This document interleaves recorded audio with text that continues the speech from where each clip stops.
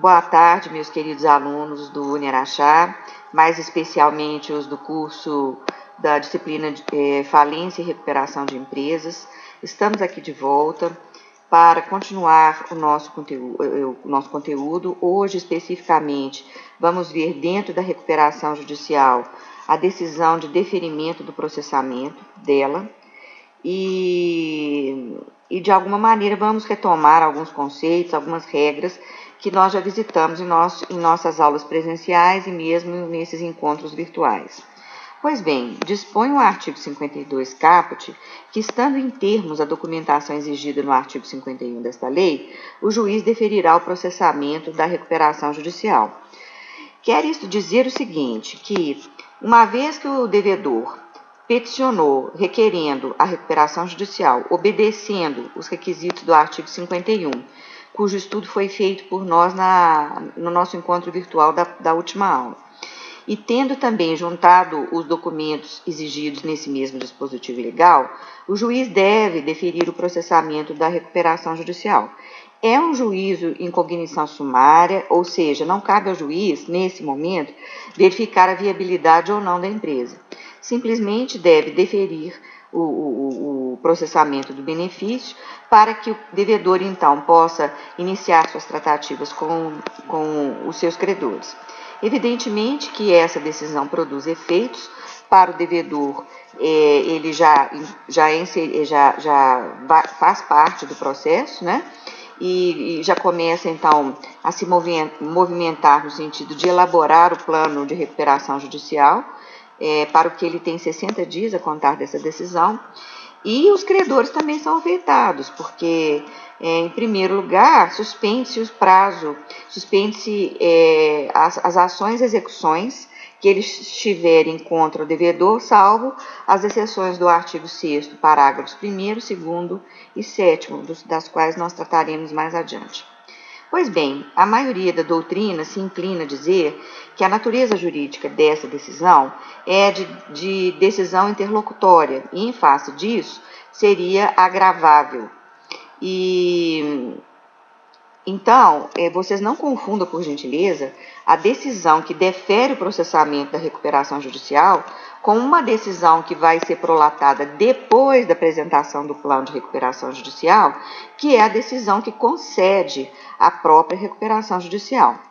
Nós trataremos dela oportunamente. Bom, entre as diversas providências que o juiz deve ordenar a partir da publicação dessa decisão, está, a primeira delas, a nomeação do administrador judicial. Como nós já estudamos aqui na nossa aula sobre administrador judicial, a escolha deve recair sobre uma pessoa natural, que seja preferencialmente advogada, contadora, administradora de empresas ou economista, ou então uma pessoa jurídica que tem experiência no ramo do direito empresarial, sendo que, nesse caso, ela deverá indicar entre os profissionais que prestam serviço a ela, qual deles deverá conduzir a recuperação judicial na qualidade de administrador judicial. Bom, outra providência é a dispensa da apresentação de certidões negativas para que o devedor exerça suas atividades, exceto para a contratação com o poder público ou para o recebimento de benefícios ou incentivos fiscais ou creditícios.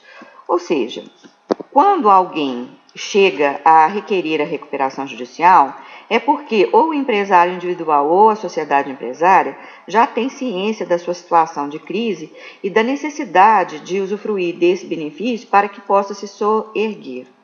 Então, é evidentemente que ela deve ter dívidas com o poder público, principalmente dívidas tributárias, né, com os diversos entes da federação, União, Estados ou Distrito Federal e municípios. Muito bem, essas certidões são dispensadas em regra, mas existem duas exceções. Uma delas é para contratação com o poder público, por exemplo, através de participação em licitação. E a outra é para que a pessoa possa receber benefícios ou incentivos fiscais ou creditícios. Então, nesses dois casos, ela terá sim que apresentar as certidões. Ocorre que a doutrina, parte da doutrina, critica essas exceções, entendendo que não deveriam ser exigidas, justamente a fim de não inviabilizar a recuperação judicial do empresário individual ou da sociedade empresária. Bom, outra providência é a ordem de suspensão de todas as ações e execuções contra o devedor, na forma do artigo 6º da Lei de Recuperação de Empresas, permanecendo os respectivos autos no juízo onde se processam, ressalvadas as exceções dos parágrafos 1º, 2º e 7º dessa lei, e as relativas aos créditos constantes dos parágrafos 3º e 4º do artigo 49. Pois bem, essa questão da suspensão das ações também já foi estudada e nós vimos detalhadamente o artigo 6º e seus parágrafos. Convém lembrar, então, que no parágrafo 1º do artigo 6º, a primeira exceção são as ações que demandem quantias líquidas, ou seja, qualquer ação de conhecimento que estiver tramitando em outro juízo, na qual ainda não se apurou o valor exato do crédito, deve continuar ali tramitando até que isso ocorra. Quando isso ocorrer, o que acontecerá? Esse valor será imediatamente comunicado pelo juízo onde tramitam esses autos para o juízo falimentar, requerendo a sua inclusão no quadro geral de credores. E por que diretamente no quadro geral de credores e não passará por um processo de verificação e habilitação de créditos? Porque já terá havido aí uma sentença, né, que espanca de qualquer dúvida a existência e a liquidez desse crédito. Muito bem. A outra exceção é o parágrafo 7º do artigo 6º, que trata das execuções fiscais. Em tema de recuperação judicial, esses créditos não são incluídos no plano de recuperação judicial, ou seja, as fazendas públicas, tanto da União como dos estados e Distrito Federal, como dos municípios, não participam desse processo de recuperação judicial. Ocorre que, justamente por conta disso, as execuções fiscais e outras ações ordinárias que estiverem tramitando ou na Justiça Federal ou na Justiça Estadual terão prosseguimento, a menos que o interessado, no caso o devedor, obtenha um parcelamento especial que, inclusive, é previsto na Lei de Recuperação de Empresas. No âmbito federal, esse parcelamento demorou um pouco para ser instituído, mas hoje ele já existe e ele confere, inclusive, um prazo mais dilatado para as empresas e devedores em recuperação judicial e até um prazo de carência. Muito bem. A outra exceção são as ações trabalhistas que, por expressa determinação constitucional, devem prosseguir na justiça laboral. Vejam que até que o juízo laboral apure o valor, também devem continuar tramitando aí. Uma vez apurado, para elas o raciocínio será o mesmo das ações ilíquidas. Terão prosseguimento no juízo no juízo recuperacional e já irão diretamente também para o quadro geral de credores. Bom, outra providência: determinará ao devedor a apresentação de contas demonstrativas mensais enquanto perdurar a recuperação judicial, sob pena de destituição de seus administradores. Significa que os administradores da sociedade empresária em recuperação judicial devem apresentar todo mês uma prestação de contas. Como eles farão essa prestação de contas? A doutrina entende que deve ser uma prestação feita através de balancetes, onde serão demonstradas principalmente as receitas e as despesas. Isso é para que o administrador judicial possa, inclusive, confrontar com o administrador judicial e o juiz possam confrontar, inclusive, com a própria prestação de contas que o administrador judicial deve fazer em relação à atividade do devedor em recuperação judicial, porque ela não se suspende, ao contrário da falência.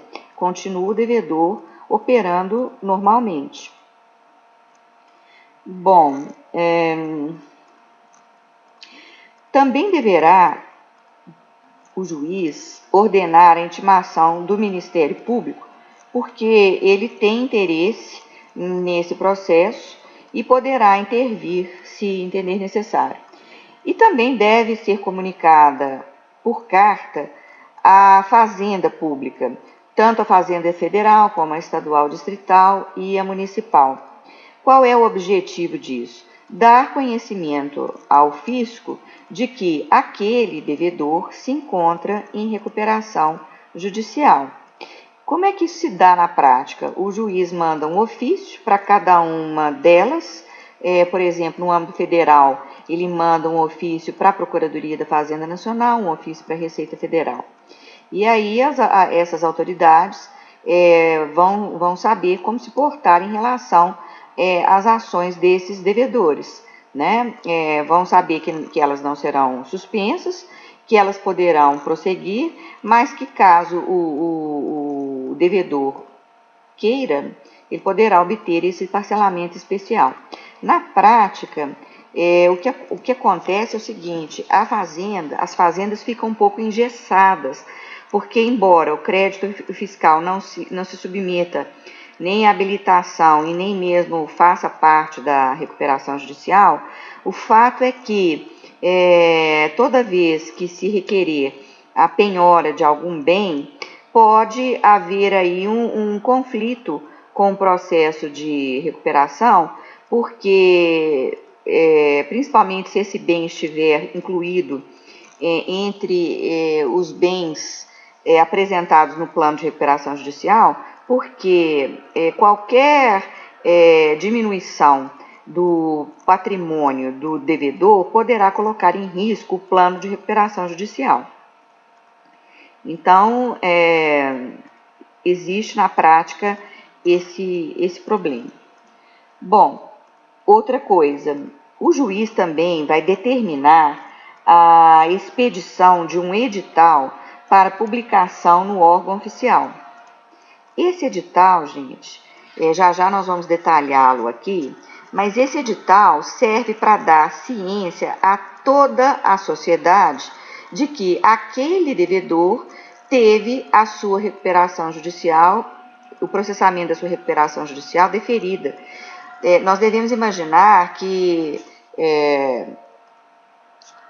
nesse primeiro momento, é impossível enviar, por exemplo, uma intimação através de carta ou de oficial de justiça para todos os credores. Por quê? Porque como nós vimos na aula sobre verificação e habilitação de créditos, esse edital trará uma lista de credores com os valores e também com a classificação dos créditos.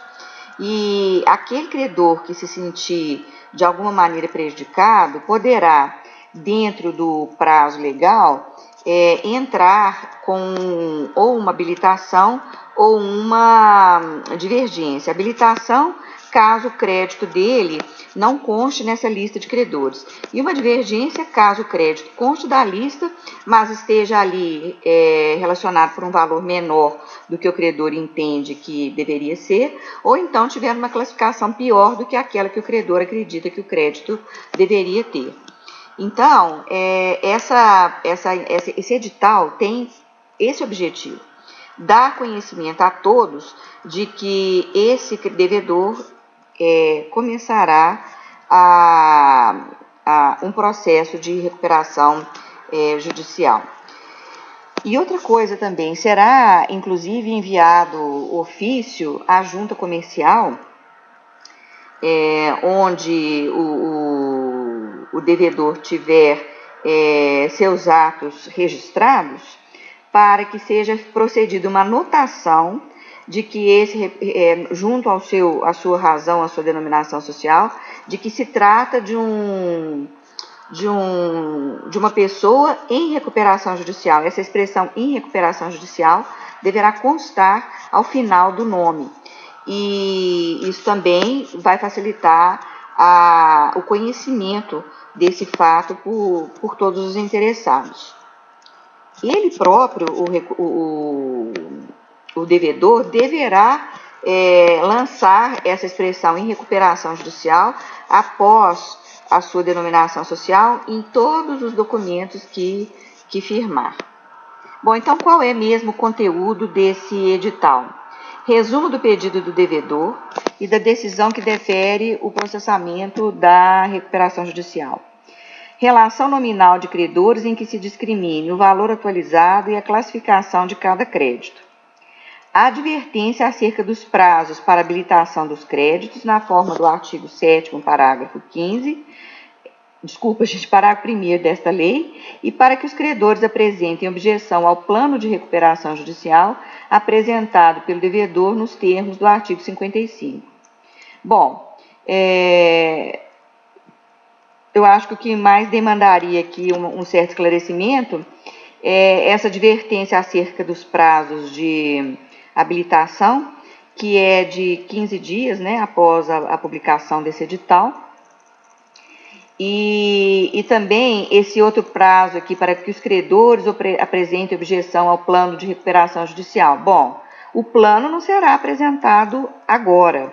O plano será apresentado dentro de 60 dias da decisão que defere o processamento da recuperação judicial. Então, mas já ficam os credores advertidos que, se eles tiverem alguma objeção no sentido genérico, né, alguma impugnação a fazer ao plano de recuperação judicial, eles deverão observar o prazo previsto no artigo 56 da lei, que também será objeto de estudo na nossa próxima aula. Bom, parágrafo 2º diz que, deferido o processamento da recuperação judicial, os credores poderão, a qualquer tempo, requerer a convocação de Assembleia Geral para a constituição do Comitê de Credores ou substituição de seus membros, observado o parágrafo 2º do artigo 36 desta lei. Sobre esse tema, nós conversamos na nossa aula anterior, que foi justamente... em aulas anteriores, que foi justamente sobre uma delas, né, sobre a Assembleia Geral, e na qual nós vimos que uma das atribuições da Assembleia Geral, tanto na recuperação judicial como na falência, é a de escolher os membros que vão compor o comitê de credores. Então, sobre isso, penso que não há maiores dificuldades. No caso do inciso 3º do caput deste artigo, caberá ao devedor comunicar a suspensão aos juízos competentes. O inciso 3º é aquele que fala é o que fala da suspensão do prazo de todas as ações ou execuções contra o devedor. O devedor passa a ter, então, a obrigação de, doravante, ou seja, após a decisão que defere o processamento da recuperação judicial, o dever de comunicar aos juízos competentes, ou seja, aos outros juízos que não o juízo falimentar, onde tramitam ações e execuções a seu desfavor, a existência da recuperação judicial. Parágrafo 4º. O devedor não poderá desistir do pedido de recuperação judicial após o deferimento de seu processamento, salvo se obtiver aprovação da desistência na Assembleia Geral de Credores. Também tratamos disso na aula sobre a Assembleia Geral de Credores, e é uma das atribuições específicas da Assembleia dentro da recuperação judicial, qual seja a de concordar com pedido de desistência do devedor após a decisão de deferimento do processamento da recuperação judicial. Ou seja, a partir daí, o devedor só poderá desistir da recuperação com a concordância dos credores manifestada em Assembleia Geral. Eu gostaria de retomar aqui ainda o tema da suspensão de todas as ações ou execuções contra o devedor, salvo aquelas exceções lá do artigo 7º, parágrafos 1º, 2º e 3º, para lembrar a vocês que também ficará suspensa a prescrição das ações e das execuções. E isso é feito em benefício do devedor e dos credores.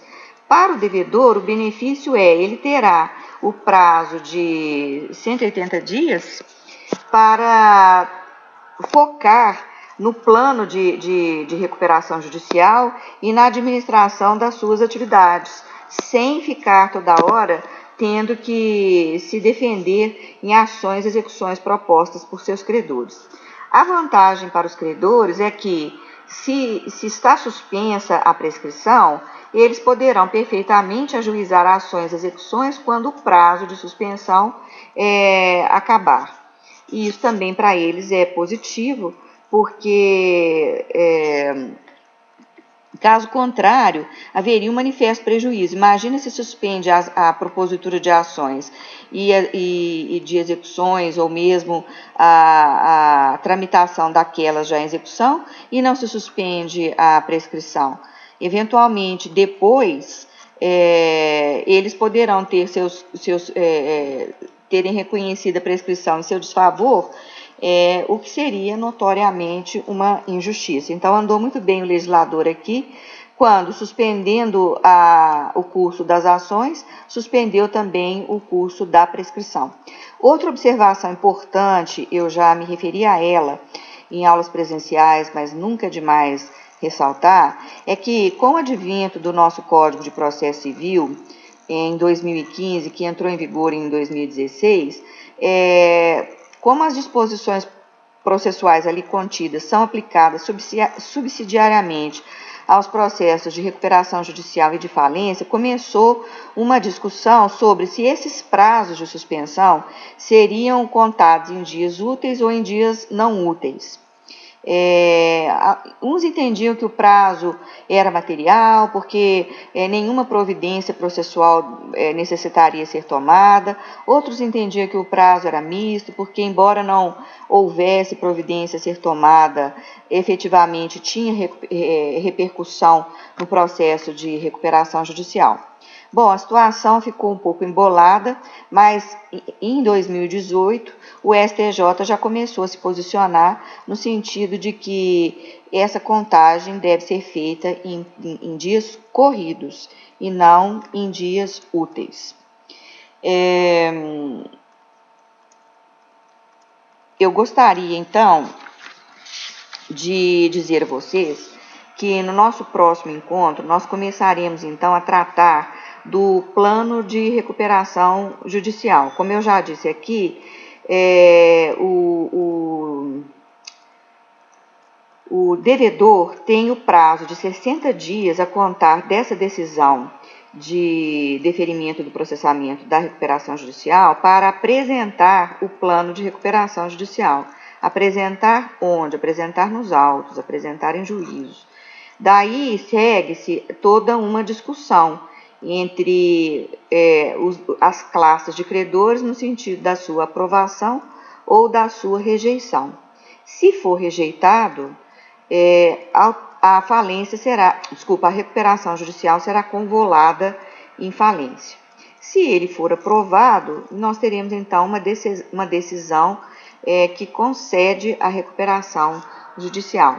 É um tema muito interessante, talvez o tema mais importante dentro da recuperação judicial, porque o destino do devedor, seja ele empresário individual ou sociedade empresária, está intrinsecamente atrelado ao sucesso ou insucesso do plano de recuperação judicial.